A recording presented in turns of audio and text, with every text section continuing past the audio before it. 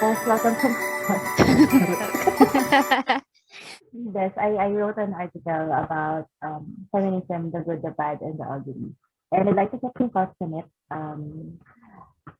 We have been discussing, topics like this on random, and I think it's high time that we, try to compile everything because Mm-mm. because our brain cells are always scattered, and I think it's good to somehow put everything in one place and document everything para we Mm-mm. can get back to it one of these days and see if we are if we stick with what we said or we're going to change our perspectives on it. But yeah, what's Mm-mm. feminism for you, Beth? So let's start with that. For me, feminism is advocating for, well, it started as advocating for women's rights, but now it's more on advocating for rights of all genders for this Mhm. generation. So yeah, that's the definition for me. How about you, Besh? I'm more of I researched about it and actually put it in the article and more Mm, of yeah. yun and then it started out as I believe like a political movement about way back when we were younger and Mm, there are these group of women who really parang fought hard for our right to vote, ganyan, right mm, to proper health care. mm. Um, but what awakened you then or how did you encounter feminism? I think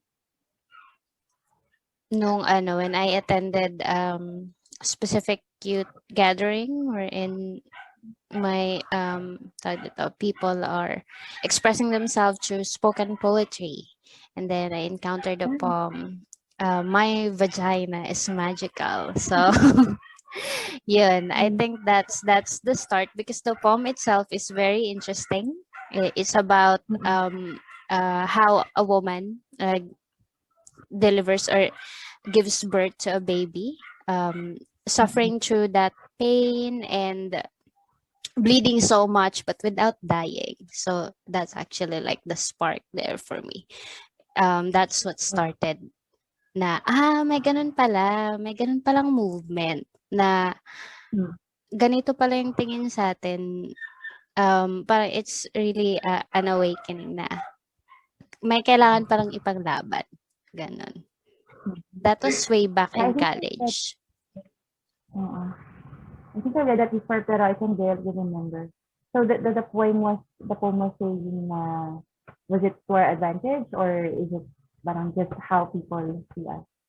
It's to our advantage. But yeah, on my article, no, I parang broke down what's good about feminism, Yeah. what's bad and what's ugly. But I'd like to get your thoughts about it as well. So I think with the way you defined it, it's really good, right? I think there's no question about it, and Mm. with the way you defined it and with the way how it's portrayed in history. I think I watched that documentary in Netflix, and that was really how it was portrayed. Tapos meron nga dong isang movement, parang yung sabi parang without the reproductive ability as a woman. Yun lang, yun ang acting nag-set us different from the white chromosomes, are they? But other things are actually as capable as they are. Mm. But do you think there's anything bad about it? Siguro. Um, Mm-hmm. what did I mention as bad on our first talk? I forgot. Um, Well, on yeah, my article, just let's see what I put here. On my article, I think. Oh yeah. So it reminded me of for some people kasi feminism sounds like man hating. mm, Especially, I don't want to stereotype. They call it the white men in suits, parang ganun. The older generation. When they hear someone is a feminist, parang they compare it to a man hater. mm, And I think okay. yun yung din sa iba. Not just the older generation, but there are really some group of people now when we talk about feminism, they think that we are actually parang we feel more dominating over Mm, males. I think that's how mm, they look at it. And well, on some parts it's good, right? Kasi sabi you want to kumbaga, showcase what you can as women. But I think that's also bad kasi it's somehow you don't want to disrespect din naman other sexes. But what are your thoughts on it? Yeah, I agree na it's bad actually to man hate. Well, that's not what feminism is. And although, admittedly, I parang I step over that line before. Yung parang Uh-uh. superior tayo, ganun. Eh, hindi naman kasi ganun. Oh, So, I would say na when the moment that you discriminate other gender, not just the male gender, but even the LGBT, if you step over their rights just to, advocate for yours as a woman, that's already parang the bad side of it. Yan, nag-iiba na yung right. meaning. And I think commercial mo yung kababae ng tao. Oh, yeah. Babae mong tao, ginagabi ka ng uwi.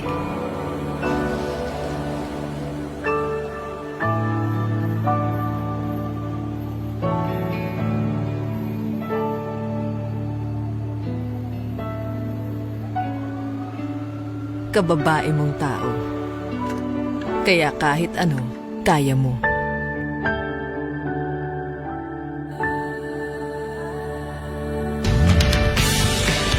What are your thoughts on that?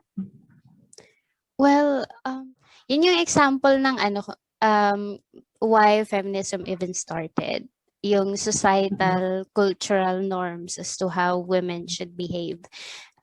Just because she's a woman, so she's expected to, yung common is to be a housewife. Yun yung expected na ano. So, Yeah. may mga shoulds, yun, tyranny of shoulds na dapat gawin as a woman. So, ang ganda ng commercial na yun kasi it shows, parang it puts into awareness regarding that. Yeah, that's true. And I think, a lot of younger girls, for me, a lot of younger girls should see that commercial because I also posted about it. I used to be, hindi lang ako young yun when I got bullied. Pero, yeah, I got bullied because of that. Kasi nga, parang like yung kasama mga lalaki and then I'd spend more time with them sa mga computer shops, Counter-Strike pa yung uso ng araw. I don't know how old you were, Beth, when Counter-Strike Heard. became Yeah, heard of that. But yeah, that was, still in school and I got bullied about that because yung nakababae ng tao kami sawang palaging mga lalaki. Oo. Yan. So, and actually sa even in psychology, yung na-mention ko sa'yo, offline Yeah. na, Tell me about that. there's yung mga studies about gender differences between male and women, male and female gender differences, they only account for those na yung may result na meron talagang difference. But what about those other studies about the gender difference na hindi nag-yield ng results? So there was one psychologist who looked into it, and yung na-find out niya is that there's really not that much difference actually. Like, yung question pa nga is, why do we persist in believing so strongly in gender differences in personality sa psychology aspects to daw, despite powerful evidence that they are barely there at all? So there's really no specific like gender disparity na nakita nila when they gathered all research regardless kung may significant difference or wala, and they found na psychologically wala namang difference eh. Like in when you say kasi psychology, it's not just about emotions, it's also about intellectual abilities, cognitive abilities. So, 'di ba yung common na natin is pag babae mahina sa math. Tapos pag lalaki is magaling sa math or sa mga spatial na yeah. So yeah, there was a study pala na who's groundbreaking enough to prove na actually, yung societal expectation or cultural um, expectation, yung mas contributing factor kaysa dun sa intellectual capacity ng female gender. So, um, yun lang. I think that's the big one of the beginning as to what spearheaded the feminism movement. This was in 1930s though, 1940s. So if we're going to look at our current century right now, nag-i-evolve na talaga yung feminism in itself to the point na meron ng meron ng yung sa article mo may ugly side na kumbaga. So before we jump to ugly, no, kasi since we're talking about science, may nag-spark na wire sa utak ko. Go. I also I have seen a TED Talk, tapos parang sabi doon, women kasi, we are wired talaga in a way na parang it's a web of circuits in our head. Kaya din siguro, parang scientifically speaking, when it comes to decision making and problem solving, parang people tend not to trust women that much because of how our brains are wired, di ba? Parang, yun nga, in a second, ang dami nang tumatakbo sa isip natin. Pero sa mga males daw, according to that TED Talk, doon daw parang, it's very linear. I mean, thinking about food, point A to point B food lang. Pero tayo, as females, na our brains are wired in a way na point A to point B, ang dami ng branches. Kaya parang ganon. So, yun. That's why I think for some people, it's also hard for them to trust females because of the way our brains are wired na parang we cannot come up with logical and sound decisions because of that. What are your thoughts on it? Since you mentioned science, and it's part din yung wire. Yeah, well, it reminds me of yung Miss Universe na nanalo because her answer is actually about that very simplified answer na there's not much difference to men and women except when thinking. Men thinks that in going to a straight line, just go to a point straight through. If for women, we go like shortcuts and soften the edges. Yun, so parang ganun. Well, my point naman siya kasi biologically, there really is a difference. But in terms of psychologically, it's already parang in our current generation right now, actually, there has been research talaga that says na there's not much difference with the thinking pattern Kasi it's more on the, how should I say this? Yung scientific data in itself does not parang walang difference between male and female in terms of yun nga sa pag-iisip sa how we do in school, at work. It's more on society talaga yung expectation. Dun yung gender, dun yung nagsisimula. Parang nagiging siyang self-fulfilling prophecy. Na parang sinabi sa'yo na, ay, ganito mag-isip yung mga babae. So, ikaw naman na naririnig mo yun, ganito pala kami mag-isip, dapat. So, ganun na. Yung parang na-adapt siya. Kasi yun yung parang na-expect sa'yo.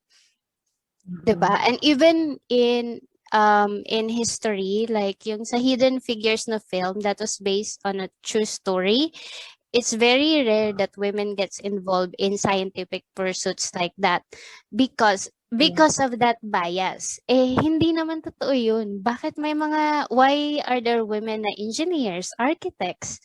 Diba?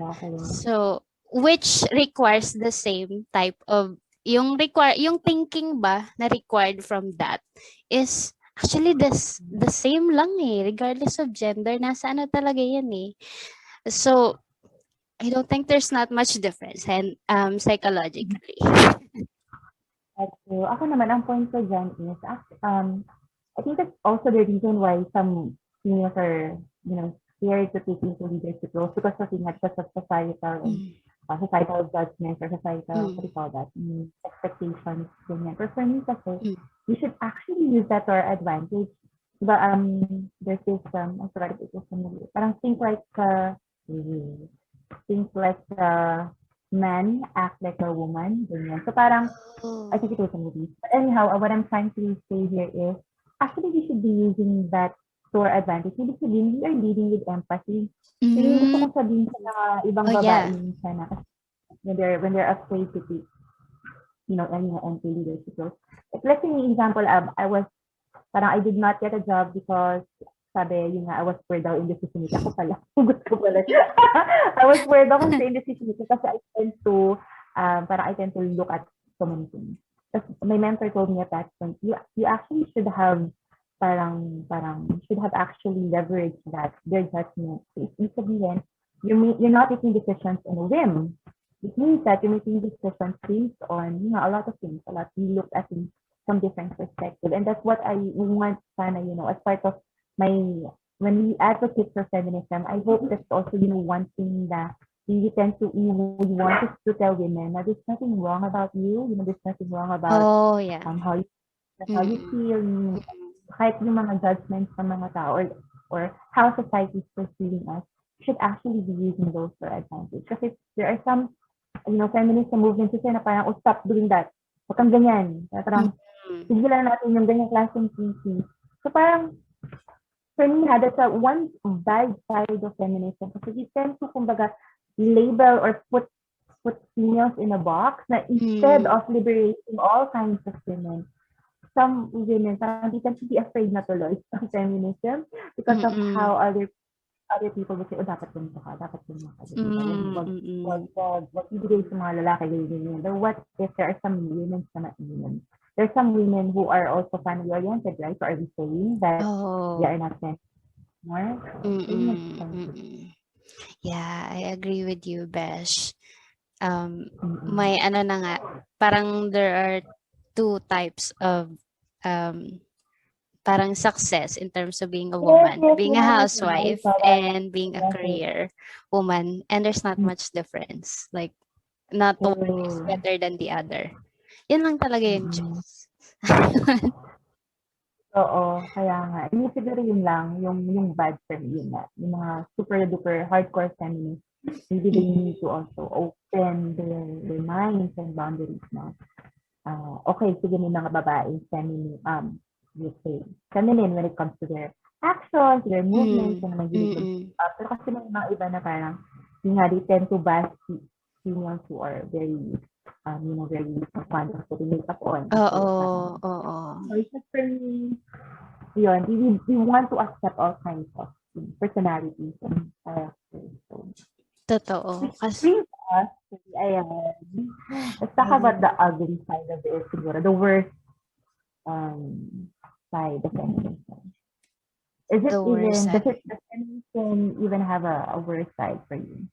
Sa ngayon, I would say na meron.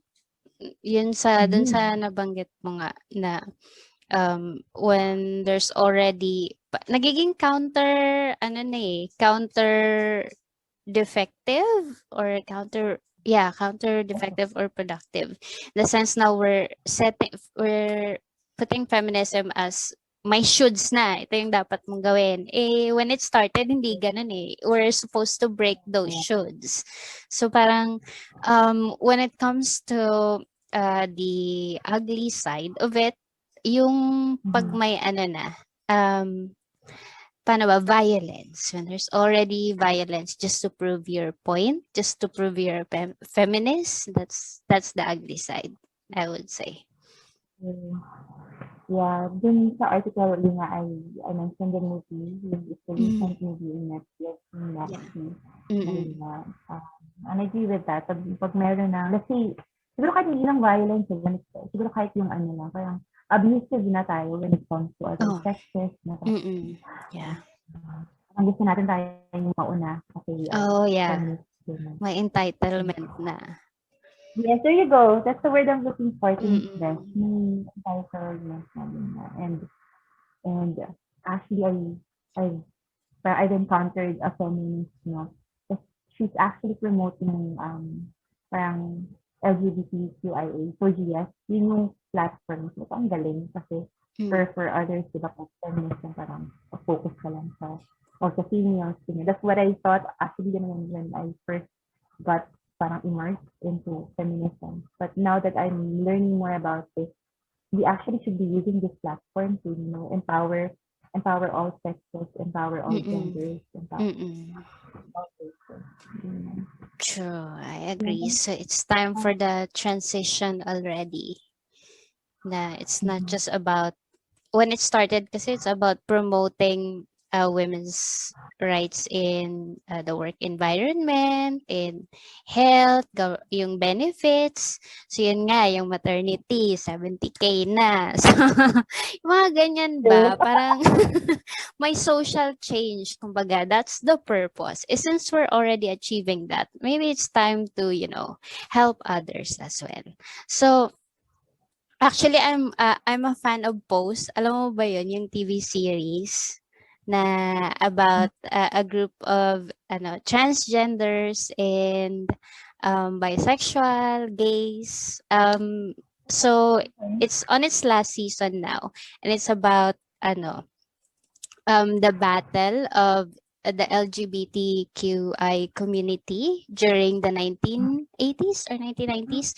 And that's also the same time na prevalent yung AIDS, which is until now wala pa ring cure, diba? And meron pa ring discrimination. So, I would say, ako, as a feminist, if I were to transition, dun ako, parang that's something that I would like to promote. Kasi, until now, minority pa rin sila considered. So, it's time for the transition. I actually quoted you on the article. Maybe you may want to give your first-hand insights about it. Sabi mo dito, perhaps feminism has served its purpose. Maybe it's time for a transition from feminism to humanism. Ayan, that's what you said. Yeah. Well, I like it. Thank you for capturing this, Besh. Meron pa ba akong madadagdag? Like I said, I think we've already served our purpose. It's time to give the spotlight to the other minority who needs it. Siguro if there is a need, we can always advocate. Pero parang it already has run its course. So it's time to transition na to humanism. So recently nga, there was a famous, si Elliot Page ba yun? Nakakaano niya, nag-transition siya. Ayun, so I really like that. Oo. So, ayun, yung mga ganong story. Ang kulit lang kasi kasi siya nung Juno days niya. Tapos, laman ko na nag-trans. Wow! Yeah. Ang ganda nung niya. Napahapyaw lang nakita ko sa interview niya eh. Pero ang ganda nung niya, nung sinabi niya na fulfilling sa feeling yung pagkalabas niya ng shower, yung towel sa waist na niya inaano. Kasi nga he underwent surgery. So yung mga ganun. Pero despite that, it's a very inspiring story. Pero dito sa atin sa Pilipinas, that's definitely parang something new na not yet that welcome. Yes. And nga, what I want to, what I envision sana, feminism to be na we also tackling about things like that, LGBTQIA, toxic masculinity. And I think I also mentioned it very, very happy out in my article. And we want to, cover that also maybe next time there. Yeah. We have a session na cover naman natin. Toxic masculinity. Kasi I think, sanga-sanga siya. So it's not, we are not, an organization on our own. Yeah. Na we should be catering to all sexes, all genders, all races. And I ended my article with what Hillary Clinton said. If there's one message that echoes forth from this conference, let it be that human rights are women's rights, and women's rights are human rights once and for all. Ayun. Agree, super agree to that. True. To be honest, I ended it with the small world na lyrics, but since I've gotten into BTS recently, I might change this to their speech in the end. But we can talk about that on the next vlog. Yeah, thank you. Next time mo.